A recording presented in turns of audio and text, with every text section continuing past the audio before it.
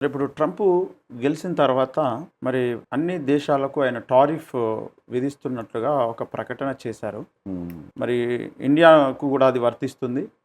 అయితే ఇండియా నుంచి ఎక్స్‌పోర్ట్ చేస్తున్నటువంటివి ఏవైతే ఉంటాయో గూడ్స్ కావచ్చు, ఇతరత్ర వాటన్నిటికి కూడా ఇప్పటివరకు మరి ఇండియా విధించిన దానిలో సగం నేను విధిస్తున్నానంటూ ఇండియాకి, ఇంకా ఇతర దేశాలకు కూడా దాన్ని ఆయన అమలు పరుస్తున్నట్టుగా అవును. తెలుస్తుంది. చైనా, జాపాన్ హ్మ్. ఇంకా చాలా దాదాపు 60 దేశాలు 60 దేశాలకు. ఎఫెక్ట్ అయిపోతుంది. ఇప్పుడు ప్రపంచవ్యాప్తంగా ఆర్థిక మాంద్యం రావడానికి ఇదేమైనా దోహదపడుతుందా? దోహదపడుతుంది. హ్మ్. దోహదపడుతుంది. హ్మ్. నేను చాలా రోజుల కిందట రాశాను. హ్మ్. వన్ వరల్డ్ గవర్నమెంట్, హ్మ్. న్యూ వరల్డ్ ఆర్డర్, హ్మ్. ప్రపంచ ఏక ప్రభుత్వము, నూతన ప్రపంచ ప్రభుత్వ వ్యవస్థ హ్మ్. వచ్చి తీరాలి, ఇంకా వేరే మార్గం లేదు అనే పరిస్థితి రావడానికి ఆర్థిక సంక్షోభాలు కారణమవుతాయి. హ్మ్. ఫైనాన్షియల్ క్రైసిస్ అనేది కారణమవుతుంది. ఇప్పుడు ట్రంప్ గారు మరి ఎందుకు అలా చేస్తున్నారో తెలియదు. లేఖనాల నెరవేర్పు కొరకే ఒక విధంగా ఆయన నడిపించబడుతూ ఉంటాడు. ఒకవేళ ఇది ఎకానమిక్ వార్ఫేర్ అంటారు దీన్ని. హ్మ్. ఆర్థిక సంబంధమైనటువంటి యుద్ధం ఇది. హ్మ్. యుద్ధం ఒక్కసారిగా 52% టారిఫ్లు ఆయన విధించినందుకు ఏమవుతుంది అని అంటే, మన సరుకులు అమెరికాలో అమ్ముకోవడానికి అవకాశం లేదు. హ్మ్. ఎందుకంటే 100 రూపాయలకు దొరికే వస్తువు అక్కడ 150 రూపాయలకు ఇప్పటి నుంచి దొరుకుతుంది. హ్మ్. సో ధర పెరిగిపోతుంది. ఇండియన్ సరుకు కావాలంటే కొనుక్కోవచ్చు. హ్మ్. కానీ ఇంతకుముందు $100 ఒకవేళ ఫర్ ఎగ్జాంపుల్ కొనేది ఏమన్నా ఉంటే $152 వాళ్ళు కొనుక్కోవాల్సి. హ్మ్. ఎవరు కొంటారు? అమెరికాలో dollar is very valuable, even a cent also. హ్మ్. అందుచేత వాళ్ళు 100 రూపాయలకు దొరికే అమెరికన్ వస్తువులే కొనుక్కుంటారు, కానీ ఇండియన్ వస్తువులు కొనుక్కోలేరు. హ్మ్. కష్టపడి ఎగబడి అక్కడ నుండి ఇండియన్స్ అయినా సరే 100కు వచ్చేదాన్ని 150 పెట్టి ఎందుకు కొంటారు? హ్మ్. ఆ విధంగా మన అంతర్జాతీయ వాణిజ్యం పడిపోతుంది. హ్మ్. అప్పుడు అంతర్జాతీయ మన ఆదాయం అనేది మనకు తగ్గిపోతుంది.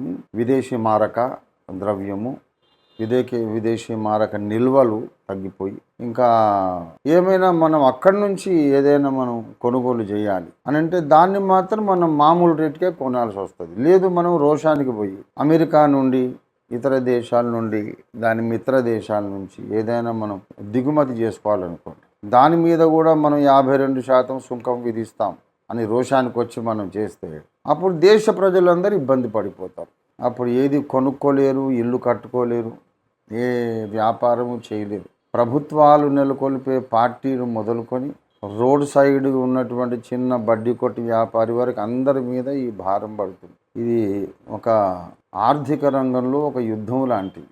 హ్మ్. దీనివల్ల సంక్షోభం వస్తుంది. ఓకే. సంక్షోభం వచ్చినప్పుడు మరి దౌత్య సంబంధాలు దెబ్బతింటాయి. హ్మ్.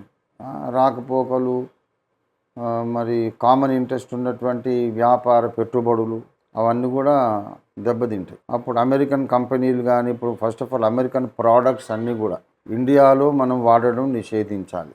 హ్మ్. ఇప్పుడు ఐఫోన్లు కానీ, హ్మ్.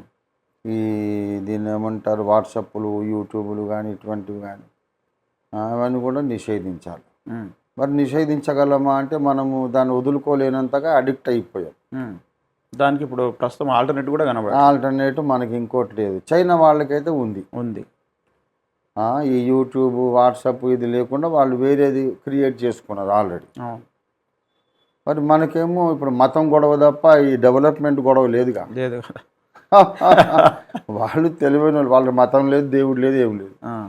చైనా వాళ్ళు ఏంటంటే ఎప్పటికైనా అమెరికా ఇట్లాంటి స్టెప్ వేస్తుందని హ్మ్. వాళ్ళు ఏం చేశారంటే అసలు యూట్యూబు, ఫేస్బుక్, తర్వాత వాట్సాప్ ఇవన్నీ అన్నీ నిషేధించేసి అక్కడే లేదు మాకు, మేము మా కంట్రీ వరకు వేరే కమ్యూనికేషను ఏర్పాటు చేసుకుంటామని వాళ్ళు సోషల్ మీడియా వేరేది క్రియేట్ చేసుకున్నారు. హ్మ్. మరి మనకు అంత తెలివి లేదు కదా, మనకు ముందు మతం కావాలి. హ్మ్. వెనకబడ్డాం మనం. ఇవాళ మరి ఇప్పుడు యూట్యూబ్ను, ఫేస్బుక్, వాట్సాప్ మనం వాడకుండా ఉంటే వాళ్ళకి పోయింది ఏం లేదు. హ్మ్.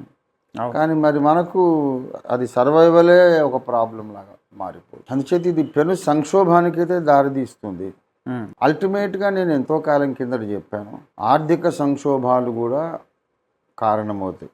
యుద్ధాలు, రక్తపాతం నంబర్ 1. ఉమ్, తర్వాత ప్రకృతి విలయాలు, భూకంపాలు, వరదలు, కరువులు, ఇటువంటి ప్రకృతి వైపరీత్యాలు కూడా కారణమవుతాయి. ఉమ్, మూడవదిగా ఈ ద్రవ్యోల్బణం అని నేను యుగాంతంలో స్పెషల్గా రాశాను. ఈ మాటే సామాన్యునికి అర్థం కాదు, ఉమ్, కానీ అంచె దినాల్లో ద్రవ్యోల్బణమే ఒక సమస్యగా ప్రపంచ ఏక ప్రభుత్వం ఏర్పడక తప్పని పరిస్థితి ఏర్పడుతుందని యుగాంతం గ్రంథంలో రాసే 40 years బ్యాక్ నేను. ఉమ్, సో అది అయ్యగారు క్రియేట్ చేస్తున్నారు. ఉమ్. ట్రంప్ ట్రంప్ మామ గారు. ట్రంప్ మామ ఈజ్ ఫుల్ఫిల్లింగ్ యుగాంతం. ఓకే. ఎస్. అయితే నేను ఏమనుకుంటున్నానంటే ఈ 60 దేశాలలో అందరికీ ఎఫెక్ట్ అవుతుంది, కానీ మన ఇండియాకైతే అంత ఎఫెక్ట్ కాదని నా నమ్మకం. ఓకే. ఎందుకు? ఎందుకంటే మొన్న కుంభమేళాకు వచ్చినటువంటి ఎంతోమంది నాగ సాధువులు ఉన్నారు కదా, ఉమ్, ఉమ్. వాళ్ళందరూ ఈ సంక్షోభం నుంచి మనల్ని రక్షిస్తారని నా నమ్మకం. ఓకే. మరి చాలా శక్తి సంపన్నులు కదా. ఆహాహా. మ్మ్. ఓకే. వాళ్ళు గాల్లోంచి అగ్ని పుట్టించేస్తారు, ఆ, చచ్చినోళ్ళని కూడా లేపుతారు. ఉమ్, చాలా మహానుభావులు. ఓకే.